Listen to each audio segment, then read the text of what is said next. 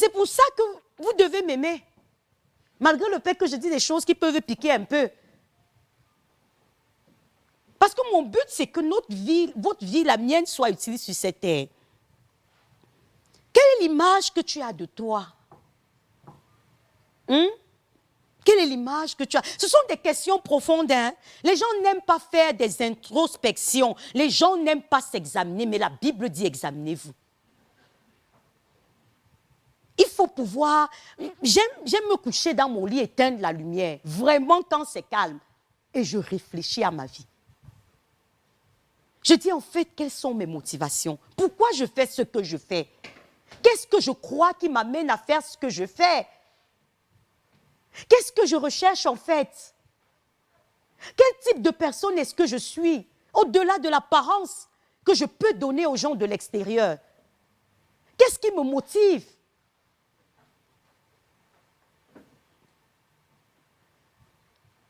Ça m'amène à voir mes défauts. Les gens n'aiment pas ça, mais c'est bon. Ça t'aide à te bâtir. Ça t'aide à t'améliorer. Ça t'aide à changer. Ça t'aide à être ce que Dieu veut que tu sois. Il n'y a rien de mauvais à regarder, c'est à accepter que je suis mauvaise. Il n'y a rien de mauvais à accepter ça, que je suis envieuse, que je suis jalouse, je suis cupide. À partir du moment où tu acceptes ça pour faire un travail de changement. Parce que nous sommes nés avec la mauvaise nature. Écoutez, nous sommes nés avec la mauvaise nature. Et la mauvaise nature fait que le mal est attaché à toi. Et qu'il faut faire un travail conscient pour pouvoir se débarrasser de ce mal. Ce n'est pas parce que tu essayes de donner une bonne apparence aux gens que tu l'es nécessairement, non. Le Seigneur savait que nous étions mauvais. Et c'est la raison pour laquelle il a prévu des choses pour que nous en sortions. Jésus dit que si vous qui êtes si méchants, écoutez le qualificatif que votre Créateur vous donne. Et maintenant, c'est toi qui vas dire que tu es bon. Et dit, c'est vous qui êtes si méchants, c'est moi qui suis si méchante. Ça veut dire que la nature première de l'homme, c'est la méchanceté. Parce que nous avons hérité la mauvaise nature d'Adam. Et maintenant, il faut pouvoir faire un travail conscient. Et ce travail, nous allons le voir tout à l'heure, pour que cette nature soit renouvelée. Donc nous devons nous poser des questions. Je vous en prie. Je vous ai dit que Dieu nous a conçus comme des personnes, des machines à penser. C'est pour ça que je reviens, la pensée. À quoi est-ce que vous donnez vos pensées? Est-ce que ce sont les factures à payer? Est-ce que c'est comment est-ce que je vais paraître dans cette tenue? Est-ce que c'est que tel m'a mal regardé? Est-ce que c'est pourquoi c'est toujours moi qu'elle regarde? Non. Mais malheureusement, avant que je ne réalise, c'est ça qui occupait 95% de mes pensées, des choses futiles, des choses inutiles. Quand tu te demandes à quoi est-ce que ça peut me servir, mais tu réfléchis sur un mauvais regard, peut-être quelqu'un n'était même pas conscient qui t'a regardé. Peut-être la personne ne savait même pas que tu étais là et t'a même pas salué. Mais pendant les 3 jours qui suivent, tu vas réfléchir à ça et développer des stratégies. La prochaine fois où je vais la voir, je vais lui faire comprendre que vraiment, je ne vais même pas la saluer. Elle croit que j'ai peur d'elle. Écoutez, quand je parle comme ça, réfléchissons à ce qui meuble nos pensées au quotidien. Les factures impayées. Comment est-ce que l'enfant va faire pour aller à l'école en septembre? La Bible dit, qui de vous, par ses inquiétudes, peut ajouter une coudée à la durée de sa vie? Matthieu 6, 25 à 33. Vous pouvez aller lire ça. Philippiens 4, 6. Ne vous inquiétez de rien. De rien. Mais en tant qu'enfant de Dieu, on est les plus inquiets, malheureusement. 1 Pierre 5, 7. Déchargez-vous sur lui de tous vos soucis, car lui seul prend soin de vous. Tu t'inquiètes de quoi? À quoi est-ce que tu réfléchis? Qu'est-ce qui te prive de sommeil la nuit? Pourquoi est-ce que j'insiste sur ça? Parce qu'il faut que nous déplaçons le champ de nos pensées. Il faut que nous cessons de réfléchir à des choses qui sont inutiles pour réfléchir à des choses qui peuvent nous aider à nous bâtir.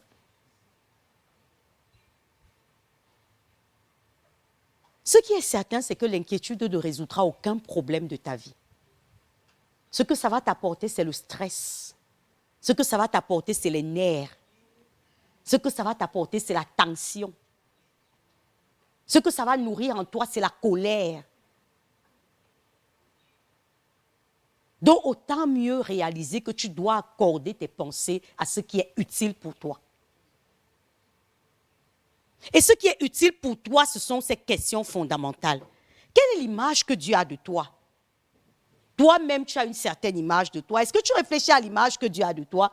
Il y a des sujets de prière auxquels Dieu répond très vite. Je vous mets au défi d'aller faire ce sujet de prière à Dieu ce soir. Et que si quelqu'un prie vraiment comme ça et ne trouve pas de réponse je ne sais même pas si j'ai besoin, parce que j'ai déjà donné cet exercice aux gens que j'enseigne. Les gens sont revenus le lendemain avec la réponse aux prières. Quand tu dis à Dieu, Seigneur, comment est-ce que tu me vois? Ce sont les vrais sujets de prière. Là, Dieu aime ça. Il ne tarde pas à te répondre. Il ne tarde pas. C'est rapide, c'est net, concis et précis. Faites cette expérience. Si tu as le souci de ce que Dieu pense de toi, si tu as le souci de ce que ton Créateur pense de toi, si tu as le souci de ce que celui que tu vas rencontrer à la fin de ta vie, après avoir fermé les yeux, parce que c'est lui que tu vas rencontrer. Pendant qu'on sera en train de partager tes vêtements, toi, tu seras devant lui, en train de lui rendre compte. Alors, c'est mieux de savoir dès à présent, ici et maintenant, ce qu'il pense de toi. Parce que ça te permet de corriger. Une fois de plus, je dis, ça te permet de corriger.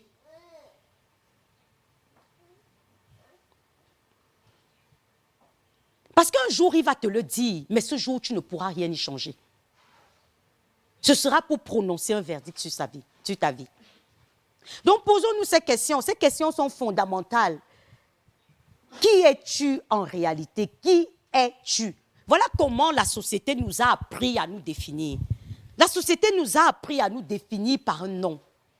Parce que si on dit tout de suite, qui es-tu? Je vais dire, je suis Chouankem Pascaline, comme je vous ai fait là. C'est ma présentation. Et quand on parle de la carte d'identité, quelles sont les mentions premières qui figurent sur une carte d'identité? C'est le nom, c'est ta date de naissance, c'est tes origines. Qui es-tu? Voilà ce que la société t'a appris. Est-ce qu'on se comprend? Ce sont tes origines, mais ce n'est pas ça. Parce qu'imagine-toi qu'on t'enlève le nom. Supposons qu'aujourd'hui, on t'enlève un nom, le nom que tu portes. Tu deviens peut-être amnésique. On t'enlève le nom que tu portes. Tu ne te souviens plus de ta date de naissance. Tu ne sais même plus de quelle partie du pays tu viens, ou encore moins de quel pays tu viens. Tu ne sais plus où tu travailles. Est-ce pourtant que tu cesses d'exister? Mais la vérité, c'est que quand tu te défais de tout ça, tu as comme l'impression que tu as du mal à te retrouver. Parce qu'on t'a appris à te scotcher à quelque chose. Tu es tel de par ton nom. Tu es tel de par ta profession. Tu es tel de par tes accomplissements. C'est un beau, c'est un riche. C'est une belle fille, c'est un beau garçon. Un gars intelligent. Voilà les choses qui nous définissent généralement. On nous a appris à nous définir de cette façon. Mais maintenant, supposons qu'on t'enlève tout ça. Qu'est-ce que tu deviens? Nobody. Tu cesses d'exister. J'ai envie de donner 1 minute à chacun pour réfléchir un peu sur la question. Que si je mets mon nom de côté, indépendamment de mon nom, indépendamment de la famille dans laquelle je suis née, indépendamment des diplômes que j'ai eus à l'université, indépendamment du travail que je fais, indépendamment de mes frères et de mes sœurs qui m'appellent Pascaline, finalement, qu'est-ce qui me reste? Je suis qui? Quelqu'un peut répondre à ça? Hein? Vous pouvez répondre. Ok, d'accord. Ok, bon, moi je pense que je suis la plus belle chose que Dieu ait créée, tout simplement. Donc de toute sa création, je suis la plus belle. Ok. Donc le monsieur dit en fait qu'il est la plus belle création de Dieu. Mais ce que je voulais dire, ce que je voulais nous amener à réaliser ici, oui, monsieur, sort de sa réponse. C'est en fait que quoi? C'est en fait que quand on t'enlève tout ça, pour t'identifier, tu as besoin de Dieu. Est-ce que vous comprenez ça? Quand on t'enlève tout ce que la société t'a habillé avec là, pour que ta vie trouve encore un sens, tu ne mets pas Dieu là-dedans, c'est foutu. Vous comprenez ça? Parce qu'à ce moment-là, tu ne peux te situer que par rapport à un créateur. Tu ne peux plus te situer par rapport à une origine, à une profession, à un nom. Non, tu ne peux te situer que par rapport à un créateur. À quelqu'un qui t'a pensé et qui t'a conçu. Mais vous vous rendez compte? Mais ce que je voulais dire, ce que je voulais nous amener à réaliser ici, oui, monsieur, sort de sa réponse. C'est en fait que quoi? C'est en fait que quand on t'enlève tout ça, pour t'identifier, tu as besoin de Dieu. Est-ce que vous comprenez ça? Quand on t'enlève tout ce que la société t'a habillé avec là, pour que ta vie trouve encore un sens, tu ne mets pas Dieu là-dedans, c'est foutu. Vous comprenez ça? Parce qu'à ce moment-là, tu ne peux te situer que par rapport à un créateur. Tu ne peux plus te situer par rapport à une origine, à une profession, à un nom. Non, tu ne peux te situer que par rapport à un créateur. À quelqu'un qui t'a pensé et qui t'a conçu. Mais vous vous rendez compte que la société aujourd'hui nous donne de croire que sous tout on peut vivre sans lui. C'est que quand on se dissocie de tous les attributs que la société nous a donnés, ce qui nous reste, c'est la personne de Dieu. Ce n'est qu'à lui qu'on peut s'agripper pour dire que c'est vrai, je ne sais pas qui je suis, c'est vrai, je n'ai plus de repères, mais au moins je sais que quelqu'un m'a pensé, m'a conçu, m'a voulu. Est-ce que vous comprenez? C'est la pensée est à la base de tout. Nos pensées sont à la base de tout. Pour dire une parole, pour parler devant vous comme je parle, est-ce que j'y ai réfléchi? Non, j'y ai réfléchi, certainement. N'est-ce pas? J'ai réfléchi à ce que je vais venir me tenir et vous dire. J'y ai travaillé pendant de longues semaines. C'est pour ça que je peux venir me tenir et vous dire quelque chose qui semble cohérent. Ça veut dire qu'à l'origine de toute parole, il y a une pensée. Souvent, on va te dire, la Bible va même jusqu'à dire, c'est de l'abondance du cœur que la bouche parle. Ce que ta bouche rumine, ce que ta bouche relâche, que tu en sois conscient ou non, c'est qu'il faut que ton cœur les rumine à un moment ou à un autre. À la base de toute parole, de toute action, parce que la pensée, la parole, l'action, l'habitude, le caractère, la destinée. Vous comprenez ça? Ce que je veux vous faire voir dans ce petit schéma, c'est qu'à l'origine, il y a une pensée. Tu peux faire des choses sans réaliser en fait que ce que tu fais démontre tes vraies croyances. Ta vie, c'est ce que tu crois. Qu'est-ce que tu crois? Parce que notre défi cet après-midi, c'est que nous sortions d'ici en pensant de la bonne façon. C'est pour ça que je reviens toujours sur ça. Penser. Ta destinée se forge d'abord par la pensée que tu as. Qu'est-ce que tu crois? Est-ce que tu crois que tu peux vraiment être autonome? Est-ce que tu crois qu'à la base de ta vie, il y a quelqu'un? Est-ce que tu crois que cette personne-là a un plan de vie pour toi? Est-ce que tu crois que cette personne s'intéresse même à ta vie? À la base de toute destinée, nous sommes tombés d'accord sur le fait que nous voulons accomplir notre destinée. Je ne veux pas partir de cette terre avec un 0 sur 20 devant Dieu. Parce qu'il y a des gens qui ont des 20 sur 20, on lit ça dans les programmes des obsèques chaque jour. Quand tu vas à un enterrement, on va te lire la biographie. Il était marié. Père, souvent même, certains se définissent par le nombre de leurs enfants. Plus tu as d'enfants dans certaines régions du pays, plus tu étais un homme important. Non, le gars, c'était un vrai gars. Dans d'autres parties, on se définit par la qualité de sa carrière. On va te citer le nombre d'entreprises et de réalisations, d'Oscars et de médailles qu'il a eues, chevalier de l'ordre de la valeur, décerné par le président de la République. Et on lit les titres là de façon pompeuse et tapageuse pour dire que voilà quelqu'un qui a vécu sur la terre.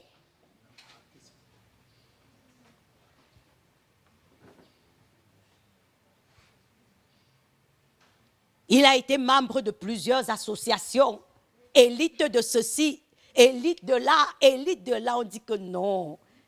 Qui me donne celui-ci pour père? Mais la vérité, c'est que ça, c'est la pensée de l'homme. L'homme te célèbre.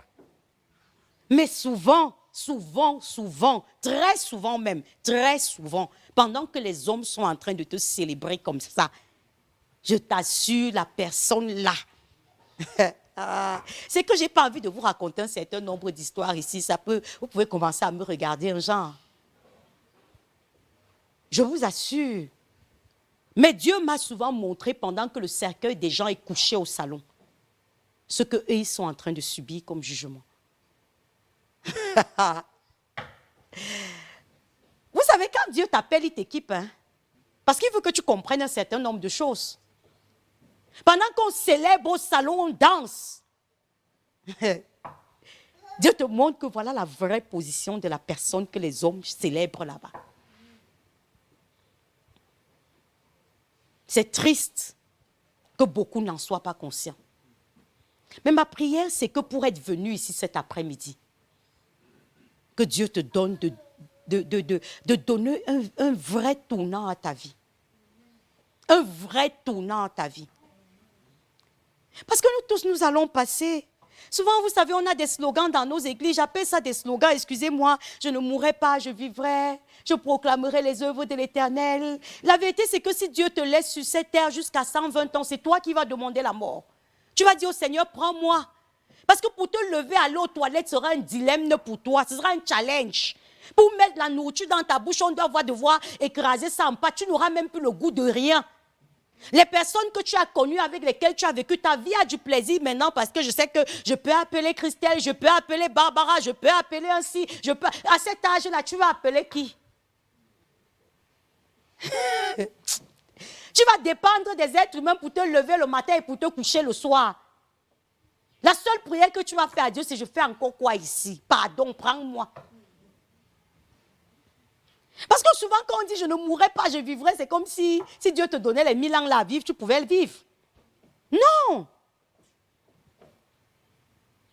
Ça va passer, ça va passer. Qui es-tu? Qui es-tu? Qui suis-je?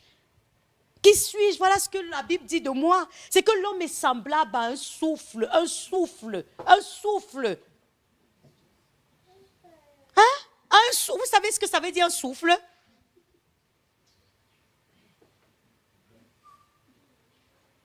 La brièveté de la vie, tu es un souffle. On ne va plus, à un moment, tu ne vas plus exister. C'est clair. Pourquoi c'est compliqué à comprendre?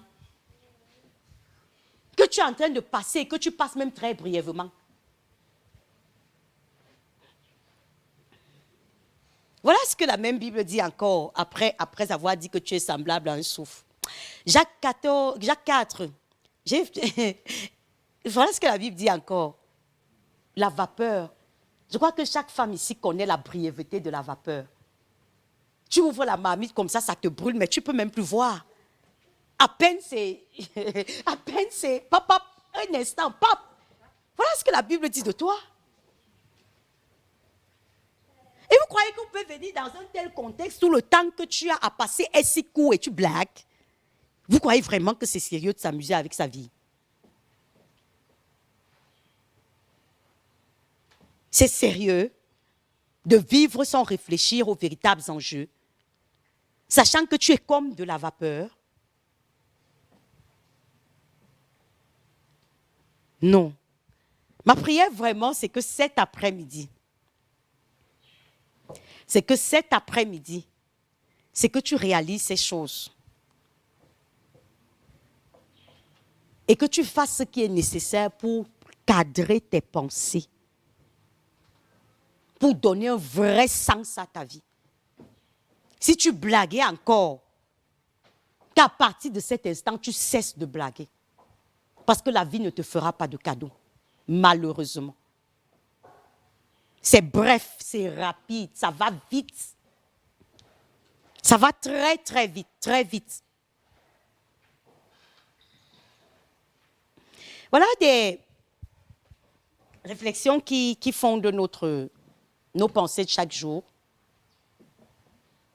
Tes résultats sont le fruit de tes réflexions. Tes résultats sont le fruit de tes réflexions. Car lequel d'entre vous, s'il veut bâtir une tour, ne s'assied d'abord? Ici, c'est le Seigneur Jésus qui parle. C'est ton Créateur qui parle. Ça veut dire que lui, le Seigneur, pour créer le ciel et la terre, pour créer les poissons de la mer et les animaux du ciel, de la terre, pour créer les étoiles, la lune et tout ce qui va avec, pour créer cette œuvre gigantesque. La nature est impressionnante. Le nombre des animaux, le nombre, la diversité des poissons dans la mer est impressionnante. Moi, je regardais souvent National Geographic à l'époque et j'étais toujours impressionnée. Ce sont des chaînes qui t'amènent à comprendre comment Dieu est grand. Mais le Seigneur te donne le secret par lequel il a pu réaliser ces choses impressionnantes. Il a dit qu'il s'est assis. Il dit que personne, s'il veut faire quelque chose de vrai, d'intéressant, ne s'assied d'abord.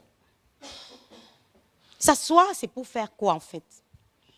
Parce qu'on nous a appris à nous activer.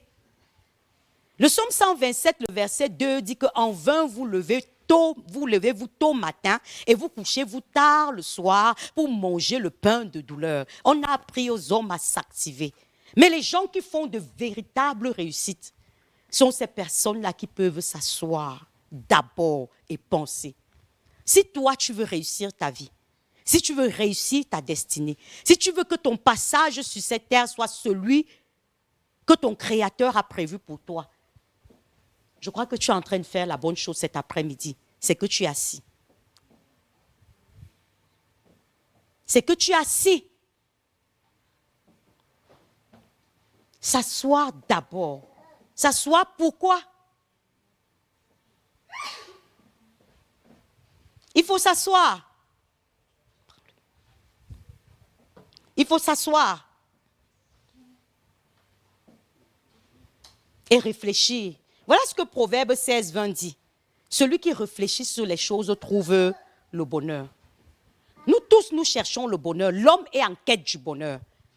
Réfléchissez à pourquoi vous faites tout ce que vous faites. Pourquoi? C'est parce que vous voulez trouver le bonheur, vous voulez être heureux. Tu te dis que le jour où je serai capable de payer toutes mes factures et de m'offrir tout ce que je veux, je serai heureuse. Le jour où je serai capable de voir tous mes enfants réussir, je serai heureuse. Le jour où je serai capable de construire un duplex, une maison où je peux m'abriter et ne plus réfléchir au loyer, je serai heureuse. Mais ici, on ne te dit pas que c'est en faisant toutes ces choses que tu trouves le bonheur, on te dit que c'est en réfléchissant. Ici, c'est le roi Salomon qui parle. C'est l'homme à qui Dieu a donné la sagesse sur la terre plus qu'à aucun être humain. C'est l'homme qui a eu le plus de richesse que quiconque. Et il te dit que voilà le secret de ma réussite. C'est que le bonheur se trouve dans la réflexion. Toi, tu réfléchis à quoi?